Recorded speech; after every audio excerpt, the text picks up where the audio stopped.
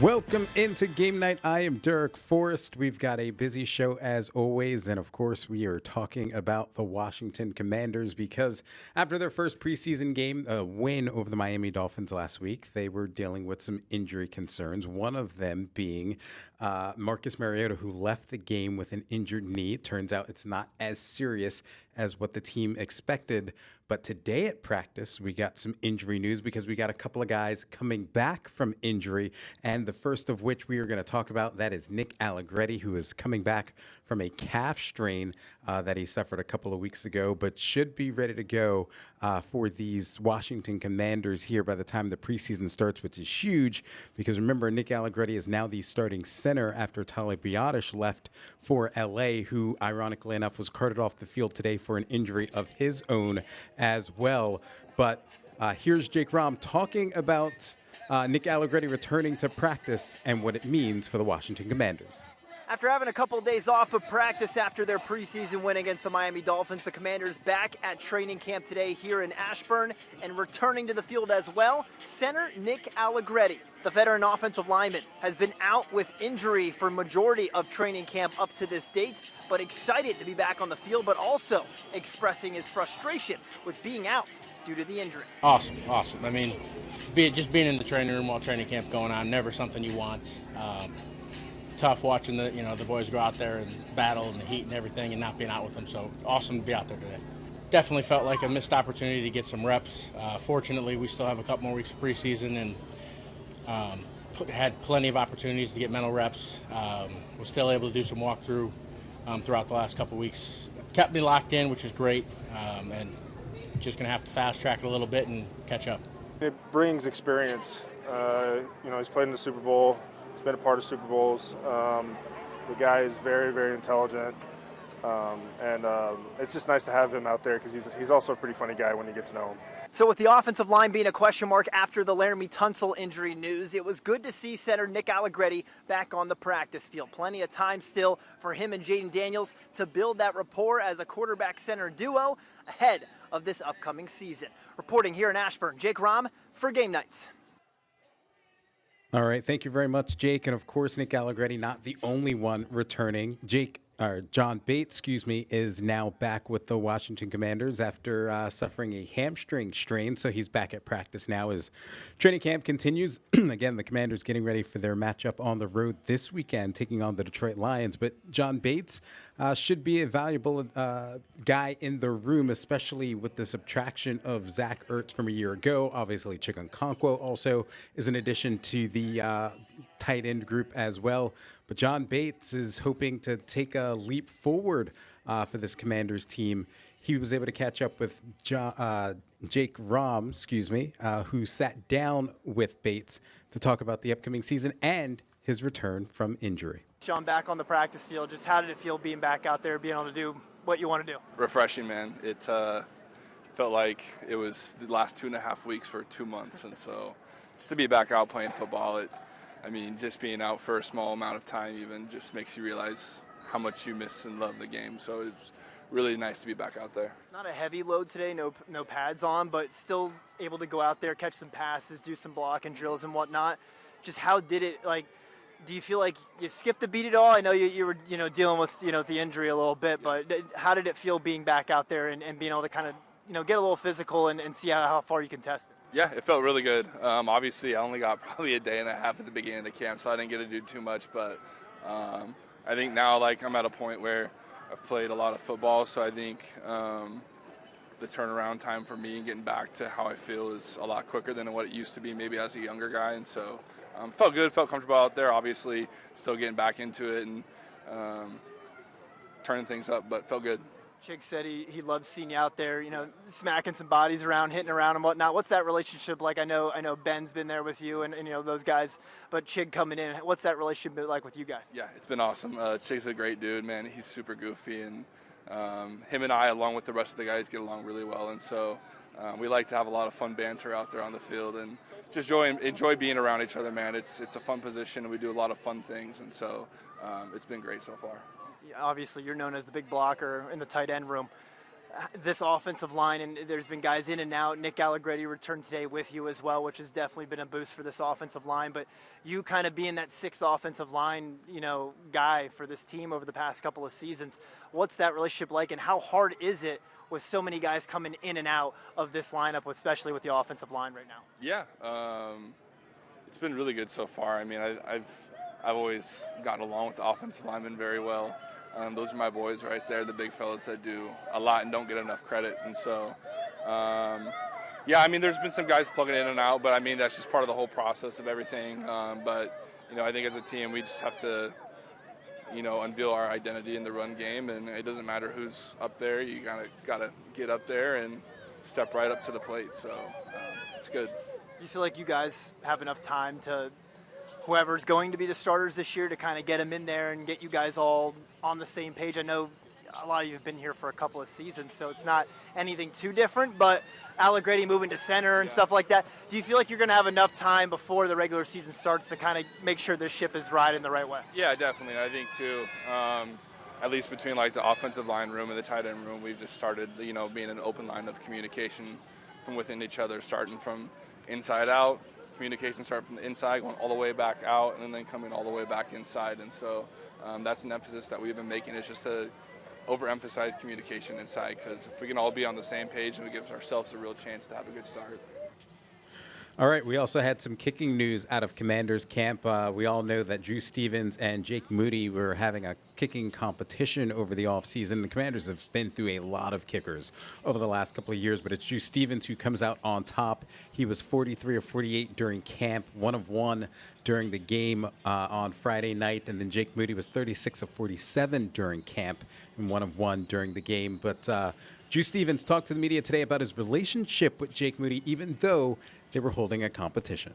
I'm going to take this opportunity to give Jake some flowers here, because obviously we're competing. He could have had every right, because we're competing for a job, to just lead me in wrong directions and like not be a good guy to me, you know what I'm saying? But he was. I followed him more than I followed anybody else in the building. Like, he was like, hey, like, we're going to lift this certain way, we're going to go and do stuff during this time. And then, of course, up in Baltimore, we've got the Ravens preparing for their joint practice with the Minnesota Vikings this week. They're going to head to Minnesota for that. Obviously, they have a game this weekend taking on Minnesota. But this is really the first real action. They had a preseason game over the weekend versus the Eagles, but where they're going to be able to really go 100% in practice like the Commanders did with Miami last week. And Jesse Minter, he talked about what he likes to see out of joint practice this week when his team goes up to take on the Vikings. The evaluations are evaluations. I think any chance that guys go out there to play and to put their, the film is their resume, whether it's in practice or games. I think these are really important for, the guys. Not that we're not evaluating them, but some of the key guys that we kind of know where their roles are, know what their standing is. I think the joint practices are probably most important for them to get that type of work, especially because of the decision not to play them in the preseason. And then the other guys, they may or may not get quite as many reps, but then they gotta be ready to play. And then Saturday becomes again their second major evaluation. So I think it's a little bit different based on kind of where you're at. All right, coming up on the show, we're going to check in with Cakes from the Sports Junkies. He's going to give me his evaluation on the Washington Commanders at this point in training camp. That's coming up next on Game Night.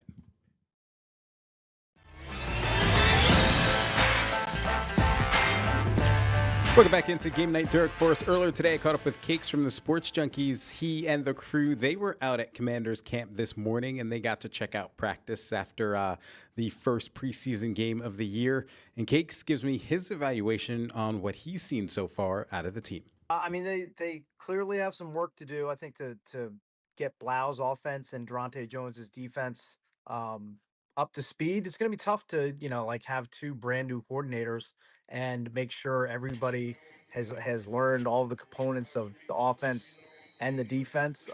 The offense looked pretty crisp today toward the end of practice. I know that Jaden threw a touchdown to Chig. I think he's going to be a big part of this passing game, especially with the departure of Zach Ertz and how important the tight end was to Jaden when he was healthy, obviously in his rookie year and with the games that he played in year two. Like he likes to look for a reliable tight end. And Chig is a much younger, more athletic, faster version of that player at tight end over Zach Ertz. No disrespect to Zach Ertz. I mean, that guy, I think, gave way more than Adam Peters or anybody expected him to have toward the end of his career. But like Chig kind of fits the prototype of what this team is trying to become: younger, faster, more athletic. And you've seen some of that up and down the roster on offense and especially on defense, where you watched all the games last year. That defense seemed to be old and slow, a step or two behind on almost every play, poor tacklers. I think they've really shored up the defense by spending on Owe, bringing in Nick Cross, who we interviewed after practice. So a lot of new faces, a lot of new pieces that have to kind of fall into place over the next 3+ weeks. And look, the beginning of the schedule is really tough. 2 divisional road games, and then you come home and face Super Bowl champs. And then, oh, by the way, the following week you have to fly overseas to take on the Colts. So tough opening month. And I know that Dan Quinn has been pretty adamant about making sure this has been a tough, crisp, up-tempo training camp so that they're ready week 1 when they take on Philadelphia at the Link. I got one more for you. The Nats, they get swept by the New York Mets over the weekend, but there was a lot of, over the last week or so, there's been talk of, C.J. Abrams having to move over to second. I just wanted to get your take on everything. Obviously, there's some frustration there, but defensively, he isn't great at shortstop, even though his bat holds up for a shortstop. Yeah, and I know that he and his representation have made news over the past like 24+ hours, basically saying that he's a team player first and foremost, but he envisions himself as a shortstop in the short and long term. Now, that's fine. You can envision yourself a shortstop all you want, but if you have such defensive shortcomings, where I believe I'm the furthest thing there is from an MLB stat head, but I believe he was like in the bottom 1% of like fielding for shortstops in the main metrics there. So, look, the Nats have to do what they feel is best for the team. And if they feel the best move for the team is to move him to second base instead of shortstop, I mean, he's just going to have to, he's just going to have to be a good teammate and suck it up, no matter how much he dislikes the move. I think the bigger picture is that it's probably setting the table for C.J. Abrams to get traded at some point. Probably doesn't fit into the long-term plans of the team. If they want him at second base, he's bristling about it, wants to play shortstop. This is not a team, this is not a regime that drafted him. That was obviously Mike Rizzo and company that actually traded for him. They didn't draft him. So they have no real deep ties to C.J. Abrams. So I wouldn't be stunned at all that if he's on the move at some point. He didn't move this year because they were still kind of in contention during the right around the trade deadline. But I think this back and forth between Abrams and the Nats sets up for him potentially being dealt at some point. All right, coming up on the show, we've got some high school football to get to as the upcoming season is right around the corner. We're going to hear from Bell as they prepare for their 2026 season. It's coming up next on Game Night.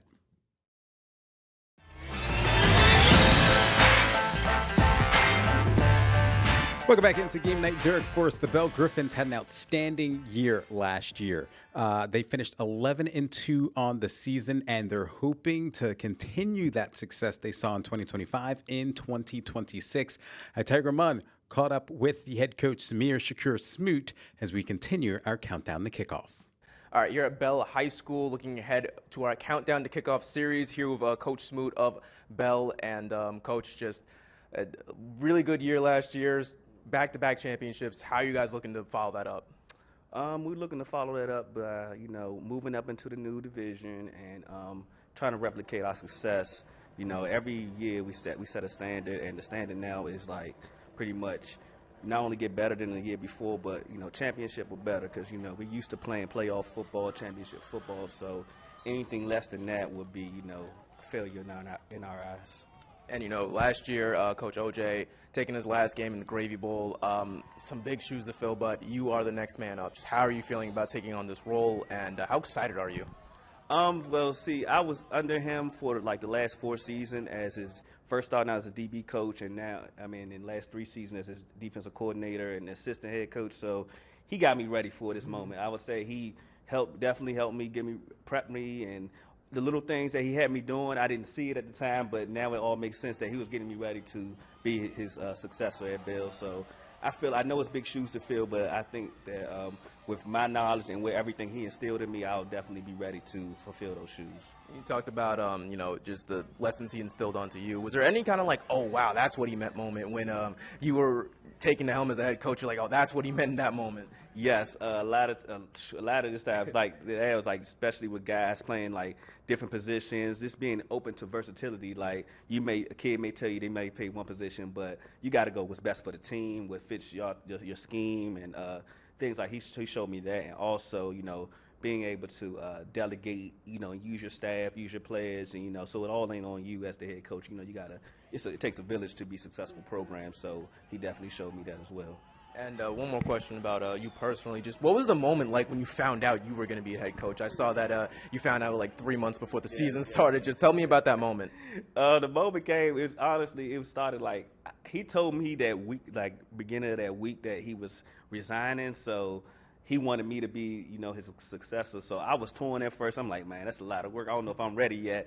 But he encouraged me every single day. We talked every single day. He encouraged me. So I'm like, you know what, I'm going to do it. He says no one else I would trust with the job but you. So, and then me knowing our guys and knowing, like, how dramatic it is to lose your head coach, especially, months before the season start. It's easier to transition when it's someone that a coach that you're familiar with. Like, I would say I'm second in demand when he wasn't there, or someone out there come to Coach Smoot. So me being head coach, it was like, oh, okay, the guys are like, okay, we'll be fine. But if it was someone new, they'd be like, oh man, we don't know how this guy is or what he's gonna do. But me, I feel as though like I was the best person for the situation. And tell me a little bit about this team, about this program, about the culture that you guys have. It's a winning culture, back-to-back championships. Those just don't happen. So tell me about the culture of this team and how you're continuing to instill that. Yeah, so the culture here, we very physical, rough, tough team that like to play our style of football. So that's our thing. We're not blessed to have 6'6" players, 6'8", 4'2" players. We just take our guys, put them in our scheme, and then we just put them in our scheme and just rep it. Be physical. That's our main thing. Being physical on both sides of the ball, be able to run the ball, stopping the run, and forcing teams to make mistakes. So that's how I would say it's our mentality, and that's how we was able to be successful the last few seasons. And how important is that mentality going to this year? A tough schedule, like you mentioned a little bit earlier. Mm-hmm. It seems like you guys are continuing to get even tougher competition. So how important is that going to be this season? It's definitely important. We pretty much dominated the league last year, but this year, since we're going to our league, we got to actually not only dominate, we actually got to play like a chess move. Now we got to play chess. We got to think strategically, make adjustments. Something not working, we got to make adjustments during the next series, the next half, the next game. We got to make adjustments. So being able to be flexible and adjustable and being able to adjust on the fly. So I think that's what's going to, being able to have us succeed and be successful in the new league.